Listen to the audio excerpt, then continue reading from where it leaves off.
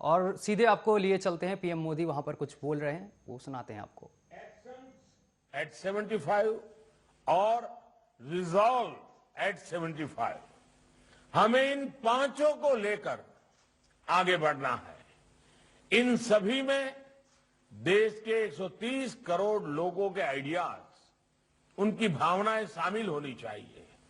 स्वाधीनता संग्राम के जिन सेनानियों को हम जानते हैं, उन्हें हम श्रद्धांजलि देंगे, लेकिन साथ ही जिन सेनानियों के इतिहास में उतनी जगह नहीं मिली, उतनी पहचान नहीं मिली, उनकी जीवन गाथा भी हमें जन जन तक पहुंचानी है। हमारे देश का शायद ही कोई ऐसा स्थान हो, कोई ऐसा कोना हो, जहां से किसी न किसी भारत मां के बेटे बेटी ने अपना योगदान न दिया हो, बलिदान न दिया हो। उन सब के बलिदान, उन सब के योगदान की उन महान प्रेरक कहानियां भी जब देश के सामने आएगी तो वो अपने आप में बहुत बड़ी प्रेरणा का स्रोत होने वाला है। इसी तरह हमें देश के हर कोने में, हर वर्ग के योगदान को भी देश के सामने लाना है। कई ऐसे लोग हैं जो पीढ़ियों से कोई न कोई महान काम देश और समाज के लिए कर रहे हैं।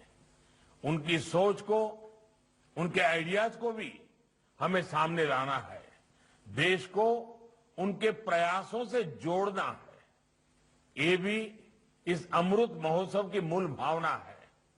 साथियों, इस ऐतिहासिक पर्व के लिए देश ने रूपरेखा भी तय की है। उसे और अधिक समृद्ध करने की दिशा में आज प्रारंभ हुआ है। समय रहते रहते ये सारी योजना अधिक शार्प हो जाएगी, अधिक प्रभावी हो जाएगी, और ये प्रेरक तो होगी ही होगी, ताकि हमारी वर्तमान पीढ़ी, हम वो लोग हैं जिन्हें आजादी में, देश की आजादी के लिए मरने का मौका नहीं मिला है, लेकिन हमें देश के लिए जीने का मौका मिला है।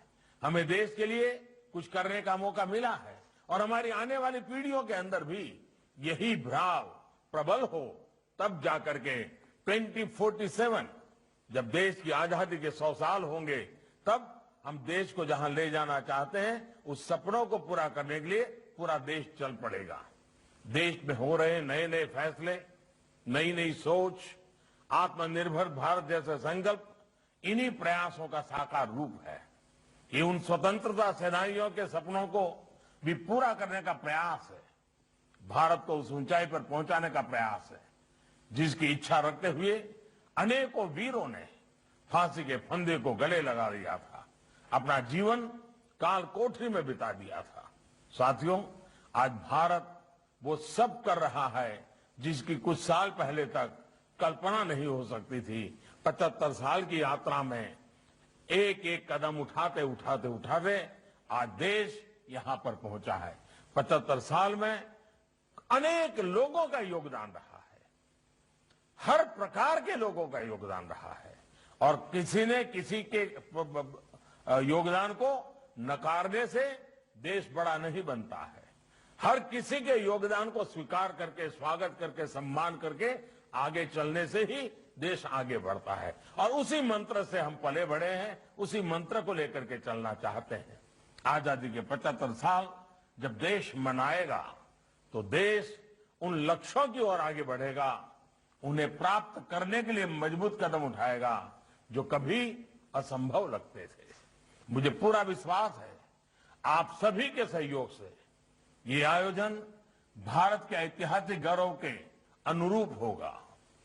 आप सब अलग अलग क्षेत्रों के विशेषज्ञ हैं। आप सबके योगदान ने ये आयोजन भारत के गौरव को पूरी की दुनिया के सामने रखने की एक ऊर्जा मिलेगी, प्रेरणा मिलेगी, दिशा मिलेगी। आपका योगदान बहुत मूल्यवान है। इन्हीं शब्दों के साथ आप सबके योगदान के लिए और आने वाले दिनों में आपके सक्रिय भागीदारी के लिए आप सबको निमंत्रण देते हुए मैं मेरी वाणी को विराम देता हूं। मेरी फिर से एक बार आप सबको बहुत बहुत शुभकामनाएं, बहुत बहुत धन्यवाद। और आपको बता दें कि यहाँ पर पीएम मोदी यहाँ पर संबोधित कर रहे थे, साथ ही इस दौरान कई बीजेपी के दिग्गज नेता भी यहाँ पर मौजूद रहे हैं और वीडियो कॉन्फ्रेंसिंग के जरिए यहाँ पर ये किया जा रहा था।